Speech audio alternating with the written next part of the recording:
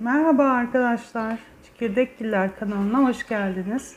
Bugün sizlere çok nadir bir muhabbet kuşu mutasyonu olan Blackface muhabbet kuşunun genetik özellikleri, neden çok nadir oldukları, fiyatları ve bu mutasyonu elde edebilmek için nasıl eşleşmeler yapmanız gerektiği ile ilgili bilgiler aktaracağım. Başlamadan önce kanalıma abone olmayı ve yeni içeriklerden haberdar olmak için bildirimleri açmayı unutmayın. Görüş ve önerileriniz benim için oldukça değerli. İçeriği beğenmeyen arkadaşlar olursa yorumlarda neden beğenmediğinizi belirtirseniz daha kaliteli içerikler üretme açısından benim için geri bildirim niteliğinde olacaktır.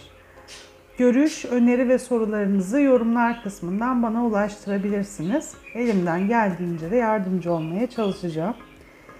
Hadi şimdi gelin bir bakalım neymiş bu Blackface dedikleri. Yerli muhabbet kuşu gibi küçük ırklarda görülen çok ender bir mutasyon türü olan Blackface muhabbet kuşlarının adı ilk olarak 1998 yılında Hollanda'da bir dergi makalesinde ortaya çıktı. Bu türün adının duyurulmasında Van Dyck diye bir amcamızın çalışmaları etkili olmuş.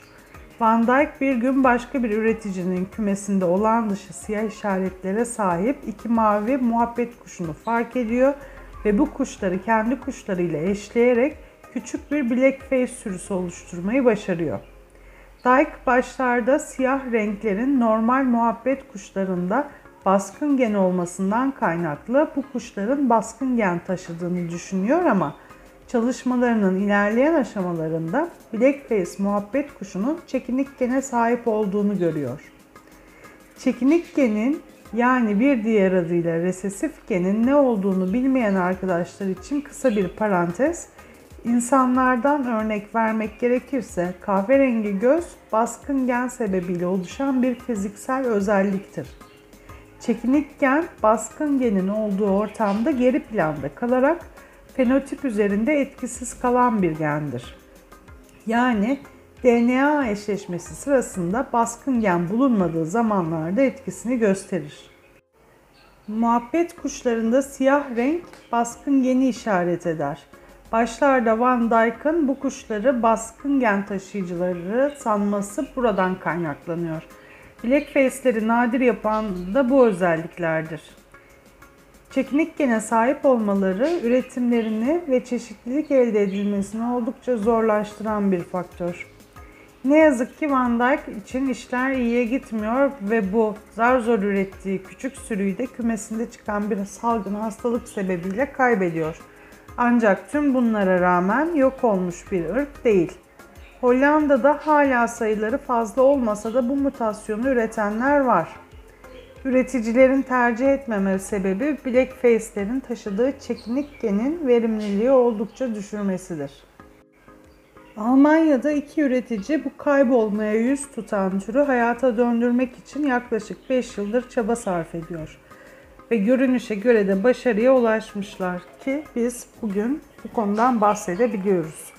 Ülkemizde de son zamanlarda Japones Blackface üretimine başladığında eklemek istiyorum. Blackface muhabbet kuşlarının fiyatlarına gelecek olursak bu konuyla alakalı henüz net bir bilgi yok. Ama şunu söyleyebilirim ki bu kadar zor üretilen ve nadir bulunan bir ırkın fiyat skalamasındaki yerinin de epey yukarılarda olacağını tahmin etmek zor değil. Şimdi gelin Blackface muhabbet kuşu elde edebilmek için yapılacak olası eşleşmelere bir göz atalım. Blackface ve normal muhabbet kuşu eşlemesinde %100 siyah işarete sahip çekinik genli yani videonun devamında normal siyah olarak bahsedeceğim muhabbet kuşu elde edilir.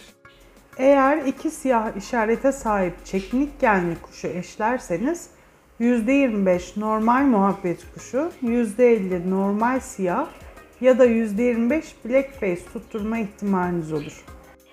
Blackface ve normal siyaha eşlenirse %50 Blackface ya da %50 normal siyah elde edilir. 2 adet Blackface eşlendiğinde de sonuç %100 Blackface olur. Biraz da Blackface muhabbet kuşunu diğer türlerden ayırt eden görünüş özelliklerinden bahsetmek istiyorum. Cere, gaga ve gözler normal mutasyonlardaki gibidir. Ancak ayakları normal muhabbet kuşlarına oranla daha koyu renktedir ve normal kuşların kanatlarına bulunan siyah çizgiler baştan sona tüm vücutlarında yer alır. Erişkinliğe ulaşmış bir blackface muhabbet kuşunun baş çizgileri yavru muhabbet kuşlarında bulunan çizgiler gibidir ve kalıcıdır. Bu kuşları normal yavru kuşlardan ayırabilmek, göğüs ve karın bölgesindeki tüylere bakarak mümkündür. Göğüs ve karın bölgesindeki tüyler normal muhabbet kuşlarında tek renk olurken, blackface'lerde normal muhabbet kuşlarının kanatlarındaki gibi göğüste ve karındaki tek renk tüylerin uçlarında siyah çizgiler olur. Bu çizgiler yavru blackface'lerde daha belirginken erişkinliğe ulaşan blackface'lerde gittikçe azalmaya başlar. Blackface muhabbet kuşlarının yaşını bu şekilde anlayabilirsiniz. Açıkçası sizlerin bu tür hakkındaki görüşlerinizi merak ediyorum.